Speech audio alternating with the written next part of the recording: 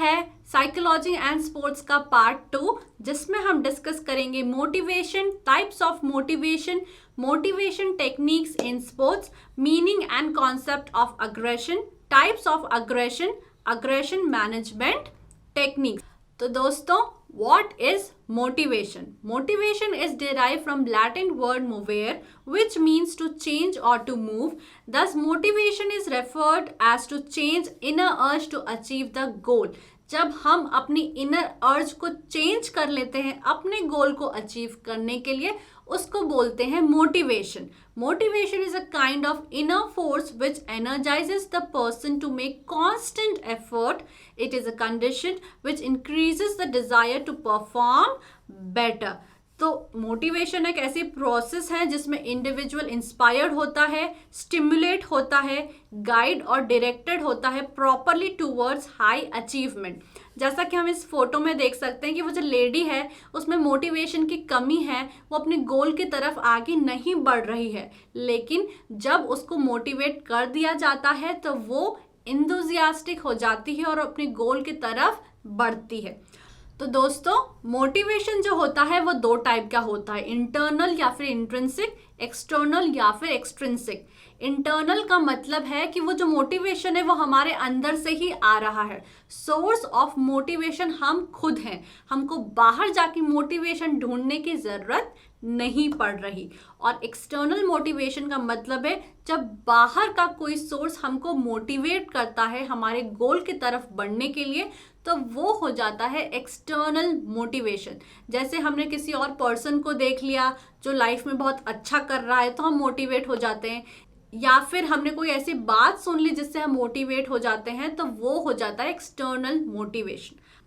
तो दोस्तों, जैसा कि हम फोटो में देख सकते हैं, दोनों बच्चे फुटबॉल खेल रहे हैं, लेकिन एक बच्चा इंटरनली मोटिवेटेड है और एक बच्चा एक्सटर्नली मोटिवेटेड है। जो इंटरनल मोटिवेशन वाला बच्चा है वो सोच रहा है कि मुझे खेलना है और जीतना है, क्योंकि जीतने से उसको खुशी मिलेगी। Motivated to perform an activity for its own sake and personal rewards. लेकिन जो एक्सटर्नली मोटिवेटेड है वो क्या बोल रहा है कि मुझे जीतना है क्योंकि जीतने पर रिवॉर्ड मिलेगा। Motivated to perform an activity to earn a reward और अवॉइड पनिशमेंट। तो हम इसको अभी डीप में जान लेते हैं। इंटरनल और intrinsic motivation. This motivation is within an individual and guides individual to perform better, to satisfy one's own personal feelings. जैसे कि हम इस फोटो में इस लड़की को देख सकते हैं, वो पढ़ रही है, इसीलिए नहीं कि पढ़ने से उसको अच्छी ग्रेड्स मिलेगी, बट वो इसीलिए पढ़ रही है ताकि उसका नॉलेज बढ़े। Engage in a behavior because it is personally rewarding and not for an external reward. तो ये बहुत सारी चीज़ों पे डिपेंड होता है, जैसे कि biological needs, hunger, thirst etcetera. अब जैसे भूख लगती है या प्यास लगती है तो हमको कोई मोटिवेट नहीं करता है कि जाओ जाके खाना खाओ, जाओ जाके पानी पियो, हम खुद ही चले जाते हैं। तो वो हो जाती है बायोलॉजिकल नीड्स। सोशल नीड्स होती है, मैं अपनी फैमिली के लिए कुछ करके दिखाऊंगा, मैं अपने दोस्तों के लिए कुछ करके दिखाऊंगा। इमोशनल नीड्स, मुझे इस सब्जेक्ट में बहुत ज़्यादा इंटरेस्ट है इसीलिए मैं इसको पढ़ूंगा। पर्सनल नीड्स यानी सेफ्टी, पर्सनालिटी, ये जॉब मैं करूंगा तो मेरी पर्सनालिटी ग्रूम होगी, अच्छी होगी, इसीलिए मैं इसको करना चाहता हूं। तो इंटरनल मोटिवेशन बहुत सारे फैक्टर्स पे डिपेंडेंट होता है। गोल सेटिंग, जो पर्सन है वो खुद ही गोल सेट करता है, उसको खुद से ही मोटिवेशन आता है कि मेरा ये गोल है और मुझे ये अचीव करना है। सेल्फ अप्रेजल, जो पर्सन इंटरनली मोटिवेटेड है वो खुद ही अपने आप को अप्रेज करता है कि यहाँ मैंने गलती करी है, यहाँ मैंने अच्छा काम करा है, खुद को शाबाशी देगा, खुद को डांटेगा। ऑटो सजेशन, खुद को ही सजेस्ट करता है कि अब मुझे ऐसा करना चाहिए, अब मुझे वैसा करना चाहिए। पॉजिटिव एटीट्यूड रहता है और नॉलेज बढ़ाने में विश्वास रखता है। तो जो पर्सन इंटरनली मोटिवेटेड होता है वो मोटिवेशन का सोर्स कहीं बाहर नहीं ढूंढता, उसको खुद में ही एक मोटिवेशन होता है और वो पहले गोल सेटिंग करता है, सेल्फ अप्रेजल करता है, ऑटो सजेशन करता है, पॉजिटिव एटीट्यूड रखता है और हमेशा अपने नॉलेज को बढ़ाने की सोचता है। नेक्स्ट इज एक्सटर्नल और एक्सट्रिंसिक मोटिवेशन। तो जैसा कि हमने बोला था कि ये जो मोटिवेशन है वो खुद से नहीं आता, किसी एक्सटर्नल सोर्स से आता है। ठीक है, जैसे हमने देखा था कि ये बच्चा इसीलिए जीतना चाहता है क्योंकि जीतने पर रिवॉर्ड मिलेगा, अवार्ड मिलेगा। This motivation depends upon various environmental factors. First is reward, cash, promotion, honour, recognition. मैं अगर इस जॉब को अच्छे से परफॉर्म करता हूं तो मेरा प्रमोशन हो जाएगा. तो ये क्या हो गया? एक्सटर्नल मोटिवेशन, कि प्रमोशन मिलेगा इसीलिए मैं अच्छे से परफॉर्म करूंगा. Punishment, physical punishment, blame, social withdrawal. अगर मैंने ये होमवर्क नहीं करा तो टीचर मुझे डांटेगी, इसीलिए होमवर्क कर लिया. तो ये क्या हो गया? External motivation. और इंटरनल मोटिवेशन वाला बच्चा क्या सोचेगा कि मैं ये होमवर्क कर लेता हूँ, इससे मुझे कोई नई चीज़ सीखने को मिलेगी, मेरा नॉलेज बढ़ेगा. Test, evaluation and competition. जब हम स्कूल में पढ़ते हैं तो हम देखते हैं कि कोई पर्सन है जो बहुत अच्छा परफॉर्म कर रहा है, तो उसको देख के हम मोटिवेट हो जाते हैं कि कंपटीशन बहुत तगड़ा है, उसके जितने मार्क्स लाना है, उसके जैसा बनना है. तो वो हो जाएगा test, evaluation and competition. Teacher pupil relationship. कभी कभी हमको टीचर्स इतने अच्छे मिल जाते हैं जो हमको बहुत ज़्यादा मोटिवेट करते हैं लाइफ में आगे बढ़ने के लिए, अपने गोल को अचीव करने के लिए. तो जब अच्छा टीचर मिल जाता है तो स्टूडेंट्स जो हैं अपने आप मोटिवेट हो जाते हैं. Equipment and surrounding. अब जैसे क्रिकेट खेलने का, और इक्विपमेंट्स इतने अच्छे हैं कि मज़ा आ गया बिल्कुल. तो इक्विपमेंट को देख के मोटिवेशन मिल जाता है कि क्या बैट है, मतलब आज तो बिल्कुल बहुत ही अच्छी परफॉर्मेंस कर दूंगा. या फिर सराउंडिंग. जब हम देखते हैं कि हमारे आसपास वाले लोग भी बहुत ज़्यादा मेहनत कर रहे हैं, अपने गोल की तरफ बहुत ज़्यादा डेडिकेटेड है, तो हम उनको देख के मोटिवेट हो जाते हैं. Active participation, that is continuous progress. तो जब हम कोई काम लगातार कर रहे हैं और हम पीछे पलट के जब देखते हैं अपनी परफॉर्मेंस को, तो हम देख रहे हैं कि हमारी परफॉर्मेंस का ग्राफ बहुत अच्छे से बढ़ रहा है. तो खुद की परफॉर्मेंस को देख के एक मोटिवेशन सा आ जाता है कि और अच्छा परफॉर्म करना है, क्योंकि मेरी ग्रोथ हो रही है, मेरी प्रोग्रेस हो रही है. तो वो हो जाता है active participation. Audio visual aids.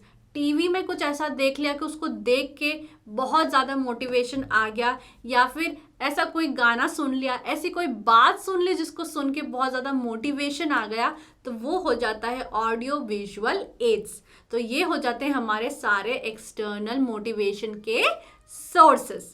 दोस्तों, हमारा नेक्स्ट टॉपिक है मोटिवेशन टेक्निक इन स्पोर्ट्स. जो हमारे एथलीट्स होते हैं, जो हमारे स्पोर्ट्स पर्सन होते हैं, उनको मोटिवेट करने के लिए बहुत सारे टेक्निक्स का इस्तेमाल होता है.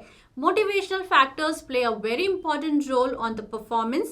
By using motivational factors, a high level performance can be achieved in sports. Thus, it can bring good winning results. Motivational factors in sports are as follows. Good health of athlete.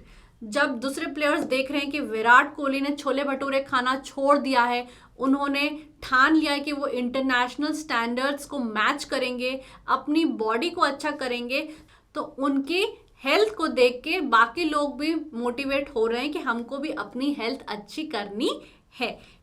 Healthy environment. अगर सभी लोग अपने गोल के प्रति बहुत ज़्यादा dedicated हैं, वो देख रहे हैं कि MS धोनी रात भर जागकर प्रैक्टिस कर रहे हैं, तो दूसरे लोग भी प्रैक्टिस करने लगेंगे. Good play fields.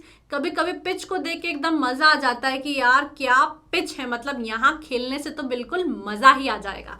तो गुड प्ले फील्ड्स भी एक मोटिवेशन का सोर्स हो सकते हैं. Sufficient practice. ज़्यादा प्रैक्टिस करेंगे तो ज़्यादा कॉन्फिडेंस आएगा, तो ज़्यादा मोटिवेटेड रहेंगे. Coaching and guidance. तो हमारे कोचेस तो होते ही इसलिए हम मुक्केबाजी में देखते हैं कि साइड में कोचेस खड़े रहते हैं, कुछ आके बोलते रहते हैं, मोटिवेट करते रहते हैं. तो कोचेस भी मोटिवेशन का एक सोर्स है.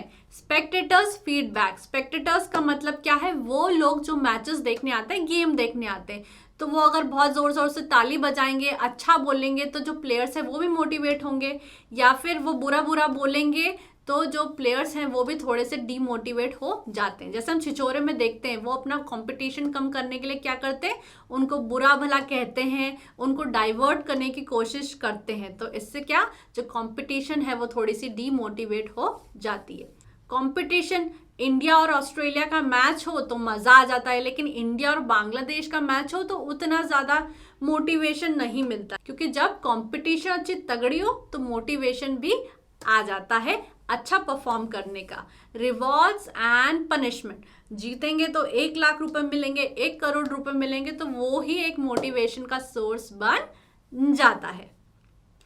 दोस्तों हमारा नेक्स्ट टॉपिक है meaning and concept of aggression. Aggression का मतलब है बहुत गुस्सा आ रहा है, दो प्लेयर्स जो हैं वो एक दूसरे का सिर फोड़ने के लिए तैयार हैं, तो ऐसा क्यों होता है और अग्रेशन का मतलब क्या है? The term aggression refers to a range of behavior that can result in both physical and psychological harm to oneself, others or object in the environment. तो अग्रेशन का मतलब है एक ऐसा बिहेवियर जो सामने वाले व्यक्ति को या तो फिजिकली चोट पहुंचा सकता है या फिर मेंटली चोट पहुंचा सकता है। According to Baron and Richardson, aggression is in any form of behavior directed towards the goal of harming or injuring another living being who is motivated to avoid such treatment. तो aggression का मतलब है किसी भी तरह से सामने वाले व्यक्ति को इंजुरी पहुंचाना, हार्म पहुंचाना। Purpose of aggression is to express anger, to assert dominance, to threaten, to achieve goal.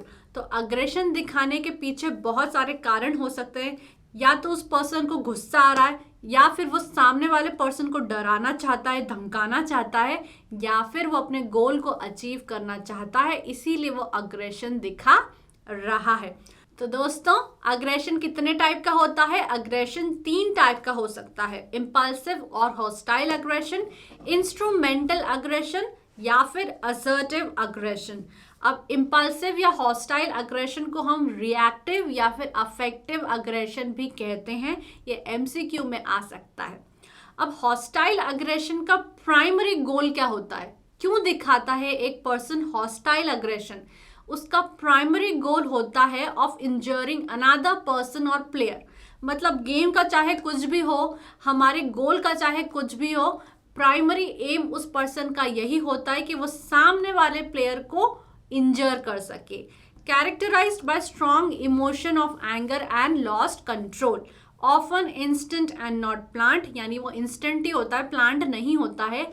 और मेन एम इसका यही होता है टू कॉज इंजरी और physical harm to another person. तो इसका एग्जाम्पल क्या होगा? Bowler throwing a bouncer. तो हम क्रिकेट में देखते हैं बहुत सारे ऐसे मैचेस हुए हैं जिसमें बॉलर को गुस्सा आ जाता है और वो अपना हॉस्टाइल अग्रेशन जाहिर कैसे करता है? एक बाउंसर फेंक के, जिससे काफ़ी बार जो सामने वाला बैट्समैन है उसको चोट लग जाती है। तो वो हो जाता है हॉस्टाइल अग्रेशन। हमारा नेक्स्ट अग्रेशन है इंस्ट्रूमेंटल अग्रेशन। अब इंस्ट्रूमेंटल अग्रेशन का गोल क्या होता है? Has intent to harm another person, but the superordinate goal is to achieve an outcome that is beneficial to the player or the team. मतलब इंजर तो करना ही है सामने वाले को, बट वो प्राइमरी गोल नहीं है। प्राइमरी गोल है अपने गोल को अचीव करना, अब चाहे उसके लिए दूसरों को हार्म पहुंच रहा हो। Also known as predatory or channeled aggression, it is marked by intended behavior to achieve a large goal. और ये केयरफुल प्लानिंग से होता है। जैसे हम फुटबॉल में देखते हैं कि गोल करने के लिए जो फुटबॉलर है वो काफ़ी अग्रेसिव हो जाता है, वो आसपास वाले को इंजर भी कर सकता है, हार्म भी कर सकता है, बट प्राइमरी गोल उसका क्या होता है? गोल करना, ना कि दूसरों को हार्म करना। और इम्पल्सिव या हॉस्टाइल अग्रेशन में प्राइमरी गोल इंजर करना ही होता है। दोस्तों हमारा लास्ट टाइप ऑफ अग्रेशन है assertive aggression. It is the behavior that involves the use of legitimate physical or verbal force to achieve one's purpose. For example, sledging in cricket. तो दोस्तों ये जो अग्रेशन होता है ये लेजिटिमेट होता है, यानी कि ये इलीगल नहीं होता है। और इसमें क्या होता है? सामने वाले प्लेयर को कुछ ऐसा भला बुरा कह देना ताकि उसको गुस्सा आ जाए या फिर वो अपने गेम से अपने फोकस को खो दे। जैसे कि स्लेजिंग होता है क्रिकेट में, यानी कि सामने वाले प्लेयर को कुछ भला बुरा कह देना ताकि उसका जो फोकस है वो गेम से हट जाए। हम एक मैच का एग्जांपल लेते हैं, जैसा कि आप स्क्रीन पर देख सकते हो। इंडिया वर्सेस ऑस्ट्रेलिया की बात हो रही है 2016 की 4th ODI की। तो जो ऑस्ट्रेलियन बॉलर है वो कोहली को थोड़ा सा गुस्सा दिलाने के लिए या उसका गेम से फोकस हटाने के लिए क्या बोलता है? I see you try to smash me there mate giggling. तो वो जानबूझकर कोहली को बोल रहा है कि तुम मुझे मेरी बॉल को हिट करने की कोशिश कर रहे हो पर तुम कर नहीं पा रहे हो। तो कोहली क्या बोलता है? I have smashed you enough in my life now just go and concentrate on bowling. लेकिन हमारे जो कैप्टन है वो ऐसी वैसी स्लेजिंग से बिल्कुल भी अपने गेम से फोकस हटाने वाले नहीं हैं। वो बोलते हैं कि तुमको तो मैंने अपनी लाइफ में बहुत बार स्मैश कर दिया, जाओ जाके अपने गेम पर ध्यान दो। लेकिन बहुत बार स्लेजिंग में ऐसा होता है कि एक प्लेयर दूसरे प्लेयर को कुछ बोल देता है तो जो सामने वाला प्लेयर है गुस्सा हो जाता है, अग्रेसिव हो जाता है और वो आउट हो जाता है या अपने गेम पर फोकस नहीं रख पाता है। तो ऐसी कंडीशन में हमें अपने कैप्टन से सीखना चाहिए कि the best answer to aggression is winning and not losing your cool. और दोस्तों हमारा लास्ट टॉपिक है अग्रेशन मैनेजमेंट टेक्निक, यानी जब प्लेयर को गुस्सा आ रहा है तो वो अपने गुस्से पर कैसे काबू कर सकता है। डीप ब्रीदिंग, लंबी लंबी गहरी गहरी सांस लेने से, ड्रिंक वाटर पानी पीने से, अपने कोच का एडवाइस मानने से, अपने टारगेट पर फोकस रखने से कि गुस्सा वुस्सा छोड़ो, अपने टारगेट पर ध्यान दो। जैसे कोई स्लेजिंग कर रहा है लेकिन विराट कोहली ने क्या किया कि भाई तू जाके अपना काम कर, है ना, तो वो काफ़ी ज़्यादा फोकस है अपने गोल पर। सफिशिएंट प्रैक्टिस अच्छे करोगे तो परफॉर्मेंस अच्छी होगी, तो गुस्सा वैसे ही कम आएगा। एनकरेजमेंट, या तो दूसरे प्लेयर्स एनकरेज करें या तो स्पेक्टेटर्स एनकरेज करें, तो उससे भी गुस्सा कम हो जाएगा। स्टेइंग कूल एंड कॉन्फिडेंट, जैसा कि हम MS धोनी से सीख सकते हैं, कैप्टन कूल से। नेक्स्ट इज पेनल्टी, यानी कुछ गलत बोल देने से या ज़्यादा गुस्सा करने से हो सकता है पेनल्टी लग जाए, नेक्स्ट मैचेस में ना खेल पाए, तो उसके डर से भी गुस्सा कंट्रोल हो जाता है। And last is follow advice या फिर कोच, यानी अपने कोच की बात सुनो और खुश रहो। और इसी के साथ हमारा जो चैप्टर है वो खत्म हो जाता है।